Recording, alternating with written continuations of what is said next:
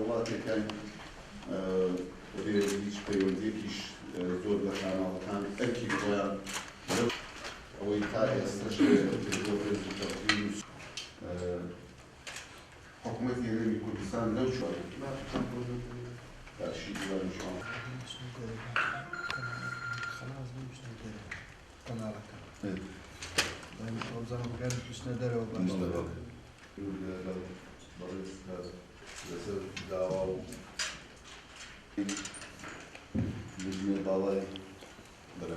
باش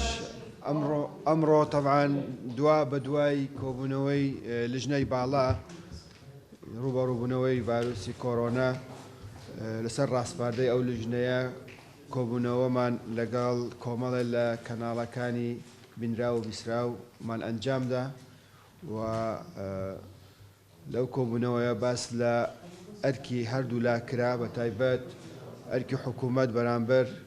بكنال كانوا قاعدين زانياريا كان بكنال كان وهروها أركي كنال كان لا شوارتشوي برين ما يكان وسياسة حكومة هرم كدار إجراء سبارت بروبونوي فيروس كورونا وأمره بموانداري برئيس وزيري روشنبري كاك محمد كبسباسوا بيشوازي لي كردو أو كوبونوي رخصتو كومال الريشوينو بيروكي خسترو كسوري هبوبو أو دانشتنا وإما ديسانا وليرة ودعوة دكين كواهم كانالا كان بابندي رنمايا كان بابندي سياسة حكومتي هريم سبارت بروبونوي فيروس كورونا كتنها چەند ماوەیەکی کورت پێویستە هەمومان بێکەوە خەڵک وشیار بکەین و خەڵک بەو ئاراستەیە ببین کەوە ئاگایان لە خۆیان بێ لە تەندروستی خۆیان بێ و بە هیچ شێوەیەک ڕێگا نەدەین پشێوی و فەوزا دروست ببێ کە لە ڕێگای چەند سەرچاوەیەکی زانیاری نا دروست یان گومان لێکراو ئێمە بکەین بە هەواڵ و خەڵک پێ پشێوێنین. من دووبارە زۆر سپاسی بەڕێزی وەزیری ڕۆشنبری دەکەم ئێستاش ئەگەر پەیامێکی هەبی با بفەرمێن. سوپاس بۆ هەموو لایەکتان. کۆبوونەوەکەی ئێمە ئەمڕۆ لە چوارچێوەی کارنامەی لجنەی باڵای بەرەنگاربوونەوەی پەتای کۆرۆنا بوو لە هەرێمی کوردستان میوانداری هەموو کاناڵەکانی ڕاگەیاندنی هەرێمی کوردستانمان کرد کە لێرە پێکەوە کۆبووینەوە قسە و باسمان لەسەرەوە کرد بۆ جێبەجێکردن و زانیاری پێدانی ڕێنماییەکان بە خەڵک و بۆ بڵاوکردنەوەی هەواڵ و زانیاری سەبارەت بە ڕەوشەکە پابند بن بە ڕێنماییەکانی وەزارەتی تەندروستی و لژنەی باڵای بەرەنگاربوونەوە و خۆ بە دوور بگرن لەو هەواڵانەی کە سەرچاوەی نادیار و ناڕوونیان هەیە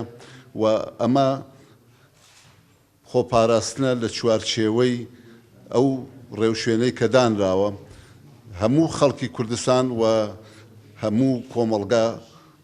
وەکو یەک لە بەرامبەر ئەو مەترسیەدایە بۆیە ئەرکی سەرشانی هەموو لایەکمانە هەم حکوومەت و هەم کاناڵەکان و هەم خەڵک پێکەوە بەرەنگاری ئەم بابەتە ببینەوە و ڕێوشوێنەکانی تەندروستی و زانستی و علمیانە بگرینە بەر و لەگەڵ ئەوەشدا هەموومان پێکەوە هاوکاری یەک بین بۆ ئەوەی کەمترین زیان یان بە کەمترین شێوە کە خەڵکەکەی ئێمە خەڵکی کوردستان لەو چوارچێوەدا زیان بکات یان زەرەر بکات. ئیشەڵا ئەو بابەتە ئەڕواتێ دەپەڕێت